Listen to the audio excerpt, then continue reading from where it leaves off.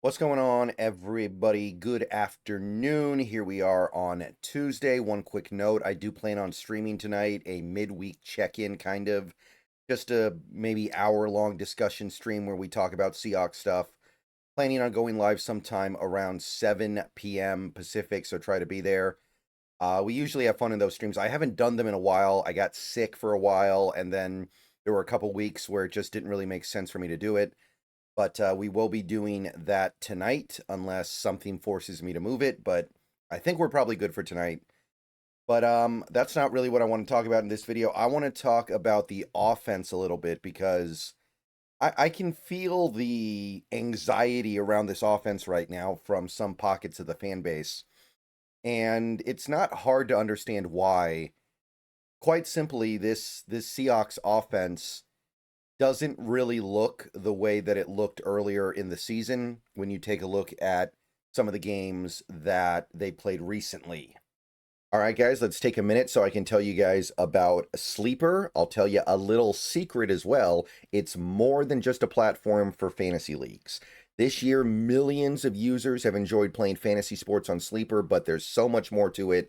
You have live stats, real-time updates of all stats. You have a news feed with lightning-fast updates on players and teams, and a real-time chat where you can engage with other users about plays, performances, games, all kinds of stuff during the sports season. So download Sleeper, experience it for yourself, and don't forget to use my promo code SBN to get up to a $100 match on your first deposit, and pair that with their new promo that will give you a free $20 entry, no deposit needed. So you can use both of those promos. Terms and conditions apply. See Sleeper's terms of use for details.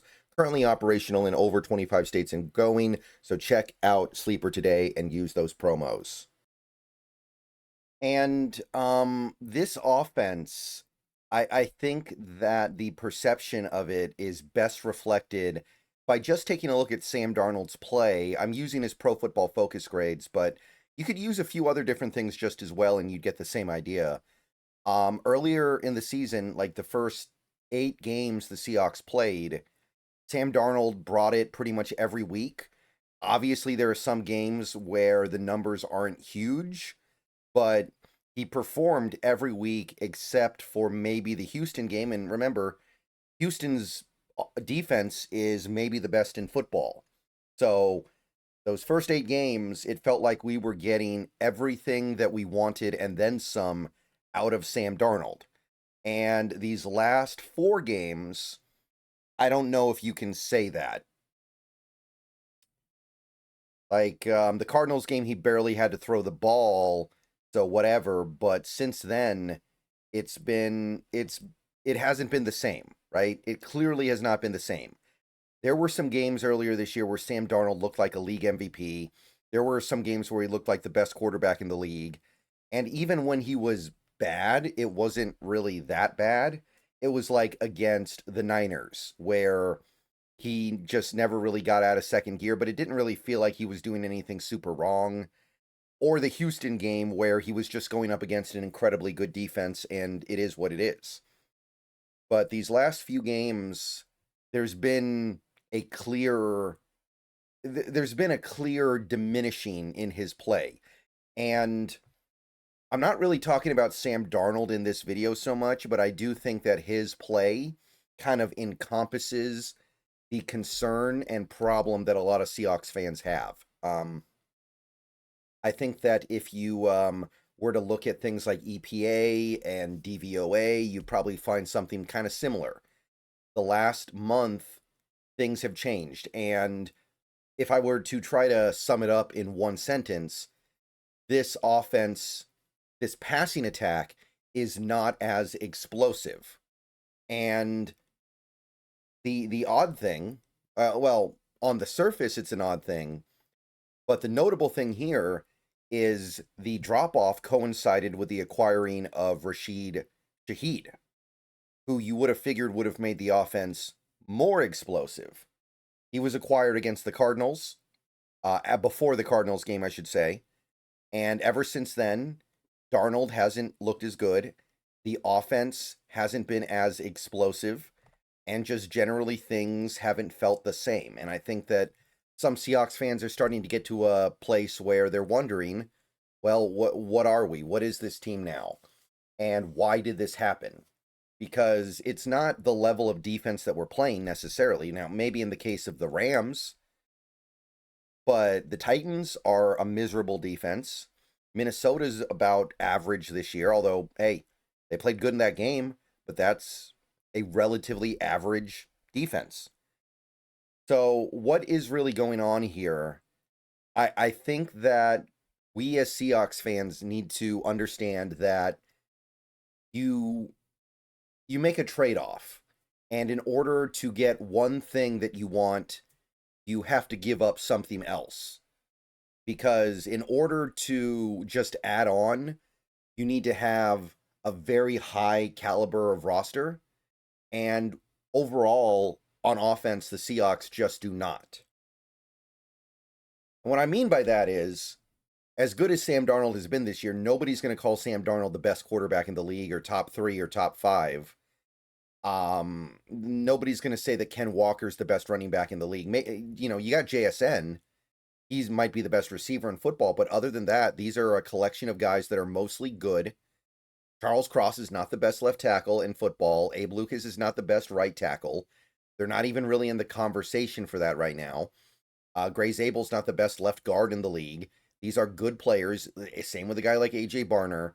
So even when you add a good player like Rashid Shaheed, you're not changing the fact that your team is not stacked. There are teams out there that are just stacked with talent in a way that Seattle is clearly not. And when the Seahawks acquired Rashid Shaheed, they changed something with the way their offense works. And follow me through here.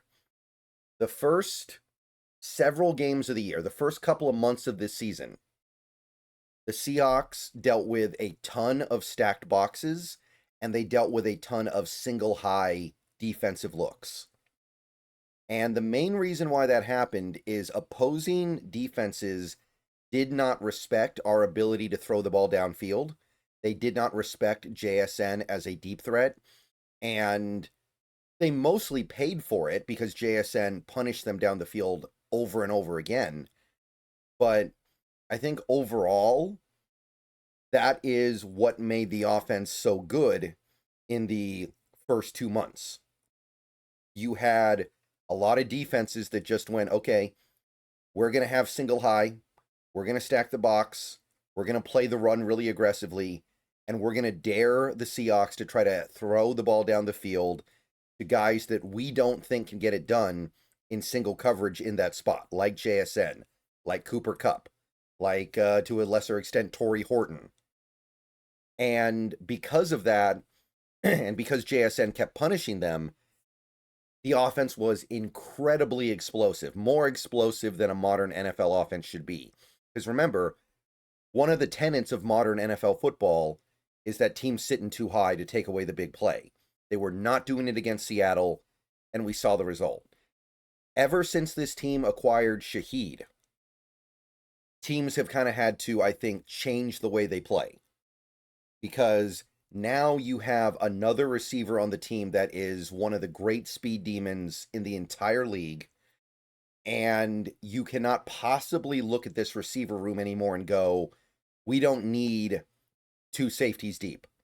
You have to play this team the way you play most other teams now.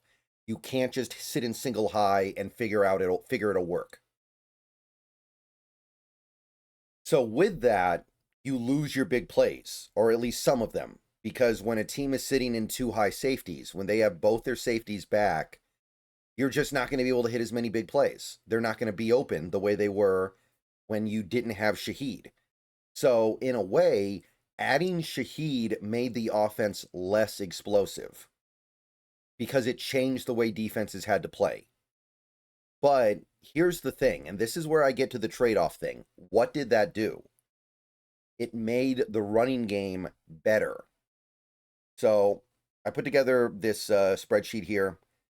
By month, the rushing success of this team. So September, first month of the year, they play 4 games. Seahawks average about 111 rushing yards per game. Only 3.6 yards a carry. So 3.6 yards a carry, one of the worst yards per carry in the league. Negative 0.154 rush EPA per play, one of the worst in the league, 27th, and also one of the lowest rushing success rates, 35.8%, which is 25th. So that first month, yeah, they're explosive. Yeah, they're doing a lot of things right, but they're one of the worst rushing teams in football. October, the yards actually go down, but yards per carry goes up a little bit, so they're running the ball less in general. They're throwing the ball more. Remember, they only played 3 games in October, right? They played 3 games in October. One of them was the Tampa Bay game, where you didn't run it a lot because Tampa Bay has a really good run defense. You don't want to run right into Vita Vea over and over. So it's a little bit skewed, but running game gets technically a tiny bit better, although rush EPA goes down negative 0.192. Relative to the rest of the league, it actually goes up a little bit, but it's still bad. 24th, 38.2 success rate, which is 21st. So it's bad. It's a bad rushing attack. Still, in some areas it gets better, in some areas it gets a little worse. Depends on how you look at it. It's still one of the worst rushing attacks in football. And Seattle's trying. They're trying to run the ball, right? So then you get to November. And what happens in November? You acquire Shaheed after the first game, because the first November game was the Washington game where you didn't have Shaheed. And by the way, not a coincidence, that was also the one game in November that you played where you didn't run the ball very much. You had less than 90 rushing yards in that game. You had at least 100 in every other game. But even with that 88 yards you had against Washington on the ground, 132 rushing yards per game for Seattle. So big improvement there. 4.2 yards per carry. So big improvement there. Now you're kind of in the more acceptable range. You're actually in a range where things are getting kind of good. You've got a rush EPA that is way better, negative 0.025, which is above average, 13th in the league. And by the way, the rush EPA per play rank goes up to 10th if you take out the Washington game, which was before Shaheed. And the rushing success rate in November goes up to 43.6, which is 10th. So, bottom line is, the running game has gotten better, more consistent, more explosive, and more dependable since Shaheed got here. And Shaheed is not the only reason why this is happening. I think that Oluwatimi is a better run blocker than Jalen Sundle, and that's a big part of the reason why this is happening too. And just also in general, players start playing better, right? Gray Zabel might be doing a little bit better run blocking as the year goes on because he's getting more experience. But I think one of the big factors here is Shaheed forced opposing defenses to play normally, and that has taken away your explosive passing attack in some form. You've not been able to attack down the field the way you did earlier, but the trade-off is now you're running the ball at an above average to good rate because that safety is staying back, in part. And here's the thing. That's more valuable to Seattle than most other teams. Because Seattle doesn't throw the ball very much. Like, right now, Seattle is 31st in the NFL in passing attempts at 328. They throw the ball less than just about anybody else. Only the Ravens have less passing attempts. And obviously the Ravens are in a unique situation with their personnel. You're never really going to pass less than them. And Seattle also runs the ball more than almost any other team. They currently have the 7th most rushing attempts in the league. And 4 of the teams that are ahead of them have played 13 games. So if you took that out, Seattle would be top 5 in rushing attempts per game. So they need to run the ball better more than they need to have a great passing attack, I think. This is more sustainable. It's not as explosive, and we might not score quite as many points, but what we are building right now with this rushing attack being actually above average is something that is sustainable and something that is more manageable than what we had earlier, even if it's not quite as fun. All right, let me know what you guys think. I'll see you guys later. Go Hawks. That's how I look at this. That's how I recommend you look at this as well. Go Hawks.